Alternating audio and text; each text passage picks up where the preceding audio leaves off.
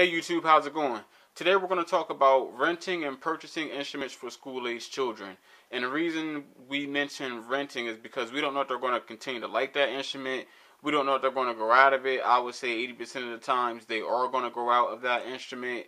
And for the most part, you know, who wants to be spending tons of money on an instrument that a child 2 or 3 weeks all the way up to a year or two later may not ever want to touch or play again. So when this comes to mind, what you're going to deal with when your child wants to say they want to play an instrument.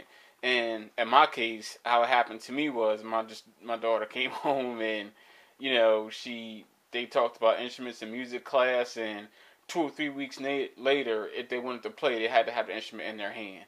So this is where they throw the surprise factor at you.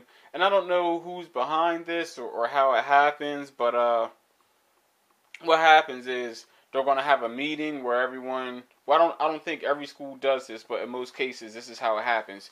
They have a meeting where they invite local music companies and other dealers who rent these instruments out and also sell them to you and your child. What they do is they ask you, what are you going to play, what group do you want to be in, and if you want to play violin or viola or cello, you let them know, and you go up to the stage or wherever they have everything set up. You get size for the instrument. You move on to the end of the line where in some cases you may get a credit check, some cases you may not, but they basically set you up to rent the instrument. Now, when you need something right away, a lot of times you fall into the category of, well, I'm just going to go ahead and do this because I don't know what else to do. I don't know where to look.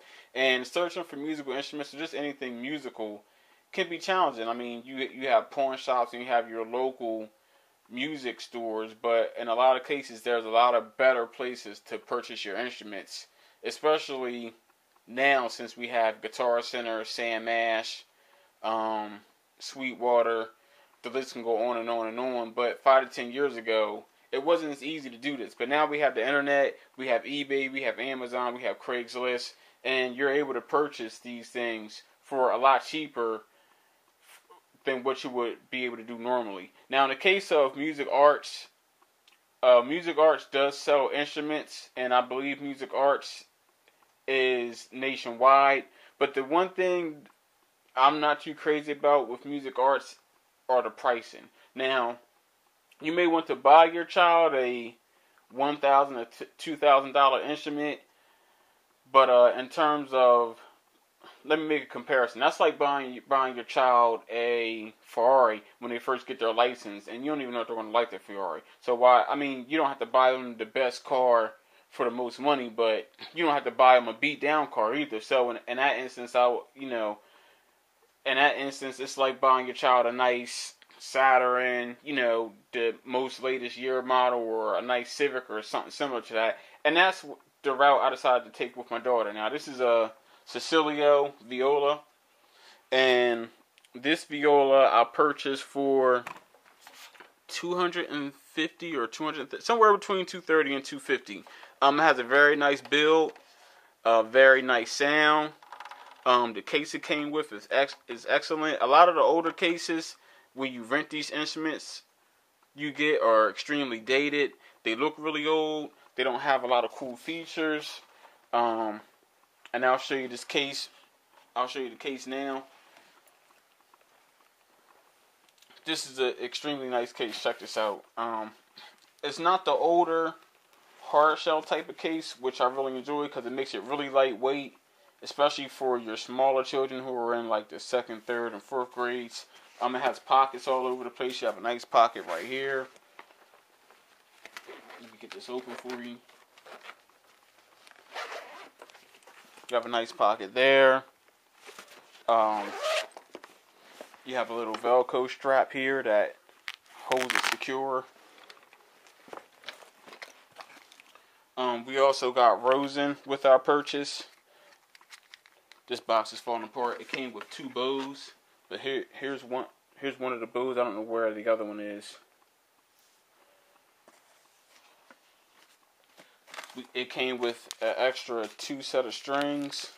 Well, this looks like 3, but it came with extra strings, and it also came with an extremely nice tuner.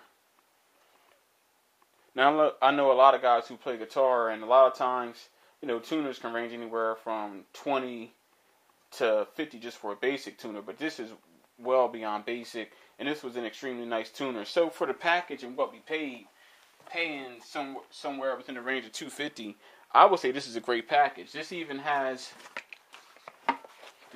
straps on the back in case your child wants to wear this like a backpack and free up their hands. So